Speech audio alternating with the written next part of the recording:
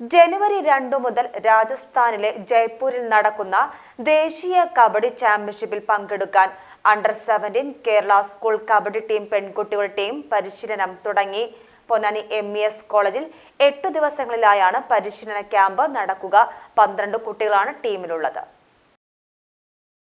Shruti SS Anjitha Suresh, K Abhisha, S Priyanka, K Kavya, A Subhashree, KP Ajuva Nasir, AK ദിൽനാദീപ്, Binu Kumari, Nivedika Sreenivasan, Krithika, OV Lakshmi Nanda എന്നിവരാണ് ടീം അംഗങ്ങൾ.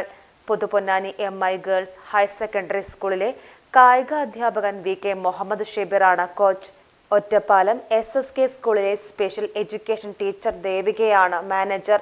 മികച്ച ടീമിനെ രൂപപ്പെടുത്താനുള്ള ശാസ്ത്രീയമായ പരിശീലനത്തിനാണ് തുടക്കമിട്ടിരിക്കുന്നതെന്ന് കോച്ച് മുഹമ്മദ് ഷെബീർ പറഞ്ഞു.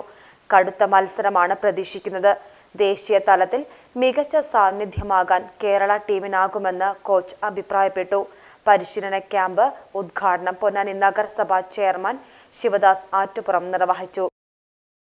പഠനത്തോടൊപ്പം നിങ്ങൾക്ക് താല്പര്യമുള്ള മേഖലകളെ പരിപോഷിപ്പിക്കുന്നതിനുള്ള പ്രവർത്തനങ്ങളാണ് സംസ്ഥാന സർക്കാർ ഏറ്റവും കൂടുതൽ ഊന്നൽ നൽകി പരിപോഷിപ്പിക്കുന്നത്. ആ ഒരു അർത്ഥം കേരളത്തിലെ താരങ്ങൾ പ്രത്യേകിച്ച് നിങ്ങളുടെ ഒരു പ്രായം കണക്കിലെടുക്കുമ്പോൾ ഇപ്പോൾ നിങ്ങളുടെ മനസ്സും അതുപോലെ തന്നെ ശരീരവും നിങ്ങളുടെ നേത്രങ്ങളും നിങ്ങളുടെ ശ്രദ്ധയും കേന്ദ്രീകരിച്ചുള്ള ഒരു കളി എന്നുള്ള എനിക്ക് കബഡിക്ക് വലിയ പ്രസക്തിയുണ്ട്. ആ ഒരു അർത്ഥത്തിലാണ് ഈ കബഡിയുടെ ഒരു മൂവ്മെൻറ്റ്സും നിങ്ങളുടെ ശ്രദ്ധയും നിങ്ങളുടെ കണ്ണും എല്ലാം ശരീരവും ആകെ തന്നെ മെയ്വഴക്കത്തോടു കൂടി കളിക്കാൻ കഴിയുന്ന ഒരു ഗെയിമാണ് കബഡി. പൊന്നാനിയെ സംബന്ധിച്ചിടത്തോളം നമുക്കറിയാം, പൊന്നാനി കേരളത്തിൻ്റെ സാംസ്കാരിക ഭൂമികകളിൽ ഏറ്റവും മുന്നിൽ നിൽക്കുന്ന ഒരു മണ്ണാണ്.